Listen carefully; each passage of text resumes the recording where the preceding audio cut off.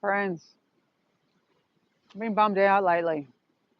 Let me tell you why. I've been reading the Bhagavad Gita for about the last year and a half. Like, I've read it cover to cover many, many times. I just try to pick it up and read a chapter here and there, or a couple chapters if it takes my fancy. I can go weeks without touching it, but I'd like to read some every day. In case you don't know, the Gita, as it's more commonly called, is a famous Hindu scripture. It was written at least 2,500 years ago, maybe 3,500. I'm not sure. A long time ago.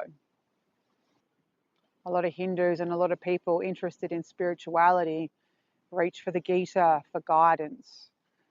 All it is it's a conversation between Arjuna, a warrior, and Krishna, who appears to be like a human man, but it turns out he's actually more than that. He's God, he's divinity incarnate. And that comes out throughout the Gita. And then the Gita said that provides answers to the fundamental questions in life. It's very spiritual, it's very religious, it's very, very beautiful. And it talks deeply to my soul. So I sort of think of the Gita as a bit like the Bible, only in terms of we're not exactly sure when it was written, only thereabouts. We're not exactly sure who wrote it, but we think we do, and nobody owns it. It's a retelling of events that occurred at that time, and it was made and put into the public domain for everyone's benefit. That's how I think they're similar. I thought it might be a cool thing to do a recording of it and put it on my YouTube channel. I listen to a lot of books and I love listening to them. I've listened to the Gita a few times online, but I've just only found men's voices so far. So I thought, I don't know, maybe it'd be nice to have a woman's voice reading it.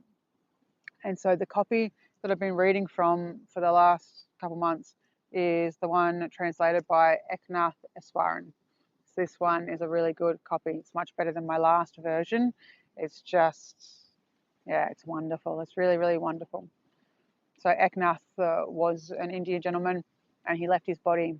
I'm not exactly sure when, but he left his body. So he translated the Gita. He didn't write it. He translated it and produced a wonderful gift for all of us. So we're thinking that I could maybe read out the Gita.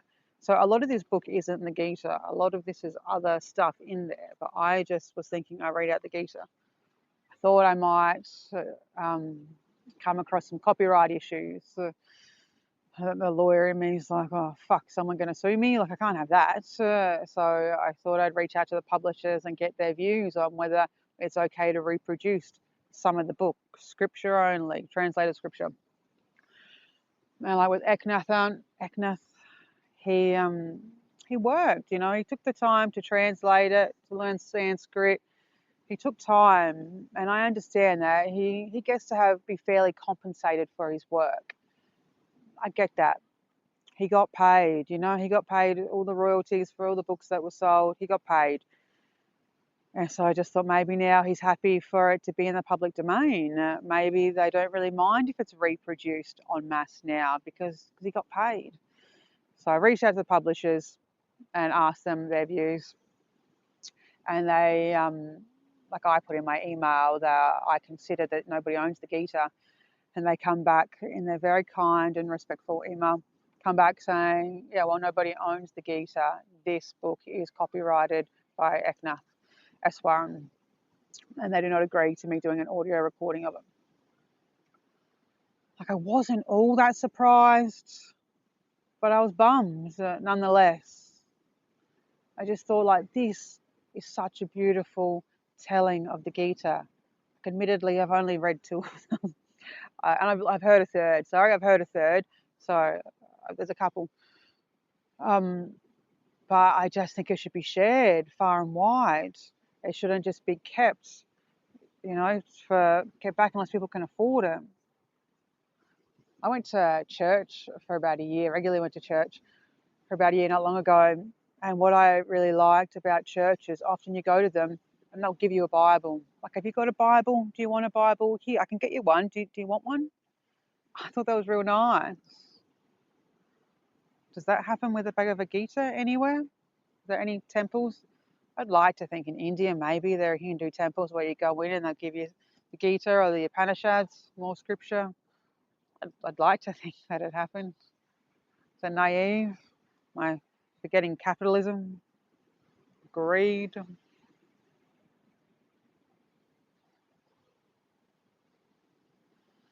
So I was rather pissed off by the response. And one of the main things I was thinking is just like, when is enough money enough? You know? Like, I don't know how much money this book's still making. Like, it's still selling. I bought a copy, but it's still making some money. So I guess Eknath would have decided, if he was smart, succession planning, would have decided where he wanted his income to still be going, as is the common way with societies. And so he could designate somewhere for it to go, as is his right under the current laws. But I just thought, like, can't you just say no copyright? Can't you just do it to share the love and share the wisdom? When is enough profit enough? You know? How much you want to milk that cow until you let it go. And remember, the cow was never yours. It's come through you. This translation was done through him, and what a wonderful gift for all of us. It doesn't belong to him. It's for the benefit of all of us. I think that's the same with all books and all art. Like, a lot of parts come together in the creation of these things. There's no one person that really gets to take credit for anything. Translated by Eknath. It wasn't just him. He's not a separate self. How do you learn Sanskrit? Without them, he wouldn't have been able to do it. How is he given the space to work on it? Like, who provided that space? They contributed to his work. Like, a lot more hands contribute to one piece of work.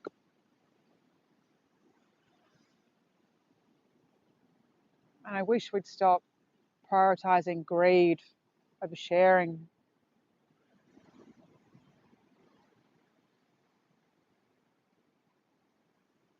I watch a lot of spiritual content on YouTube, and I love that there are so many free Wayne Dyer books on there.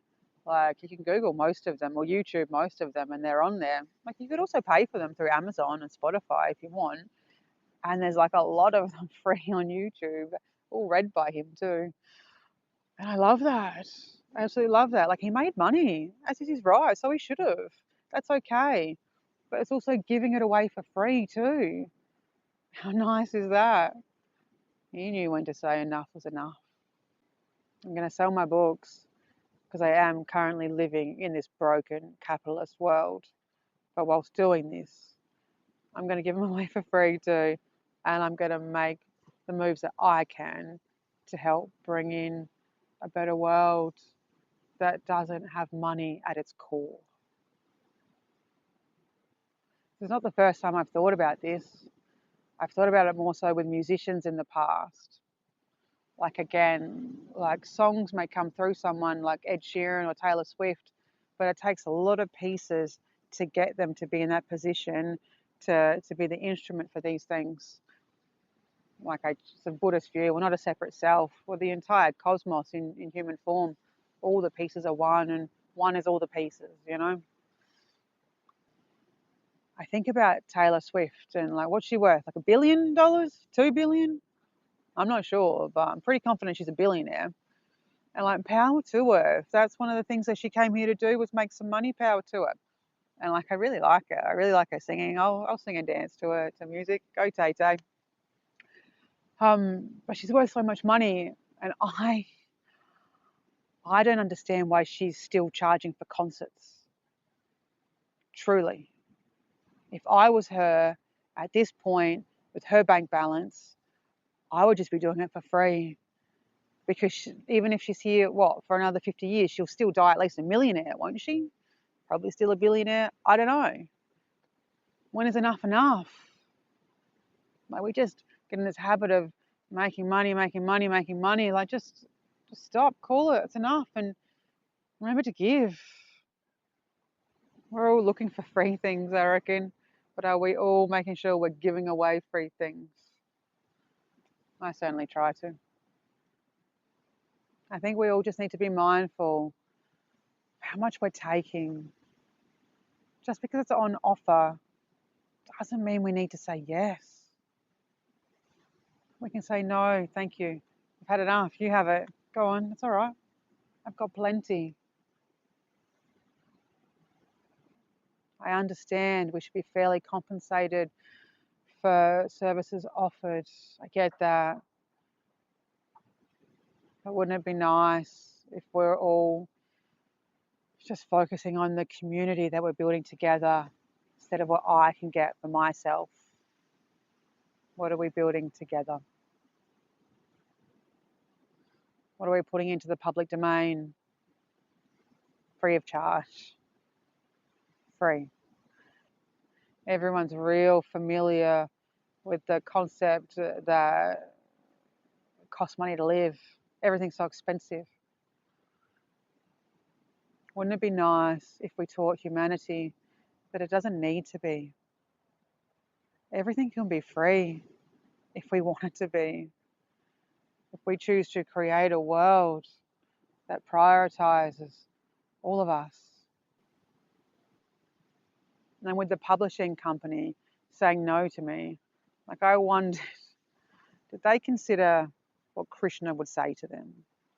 If Krishna was standing before them and they were considering their view and how to respond and what their position is, what would Krishna say? Do they think Krishna would be like, mate, don't give it away. Like, I didn't give it to you to make sure that it went everywhere so everybody had the benefit of my wisdom. No, no, no. I only want it for a select few that had the money. Of course, keep it, be greedy. Of course, that's exactly what I want. I don't think so.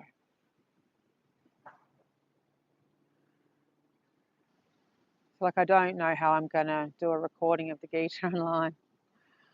I don't know. Do I need to learn Sanskrit? Do I need to go find it in a cave in India, like the original? I'm not sure. I'll make it happen. It's just not going to be anytime soon, probably.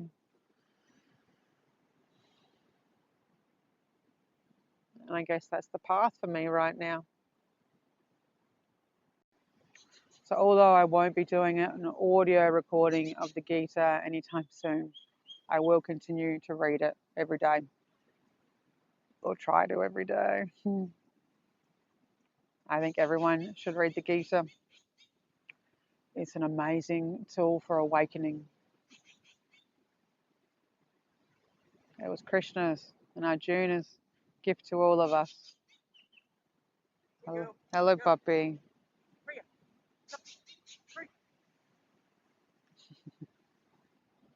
We should all be mindful of how much we're giving. If we want to create a kinder world together, like we have to be the ones doing the things. It's not for later. It's not for other people. It's not for your children and your children's children. It's for us right now, our daily choices. That's what it is. Mahatma Gandhi, he read the Gita every day, swore by it. You know what else? What Gandhi said? He said, we make our future with our choices of today. I love that, hey? We make our future with the choices of today. So let's give a little more than we take, hey? Let's know when enough is enough. Let's be conscious about our daily choices.